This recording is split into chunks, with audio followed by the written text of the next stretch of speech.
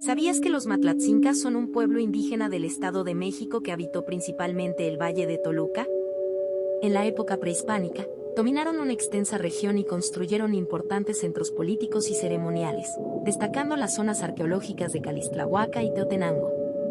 Fueron sometidos por los mexicas y posteriormente por los españoles, lo que ocasionó una gran desintegración de su territorio original.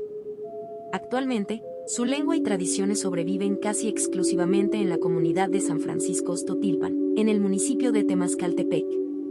Su lengua, también llamada Matlatzinca, pertenece a la familia lingüística otomangue. Es una de las lenguas indígenas en mayor riesgo de desaparición, hablada por apenas unos cientos de personas en el poblado de San Francisco Ostotilpan. Tradicionalmente han sido hábiles artesanos textiles, utilizando lana para elaborar prendas como la blusa típica matlatzinca. Dale like si te gustó, y si te interesa este tipo de contenido síguenos en nuestras redes.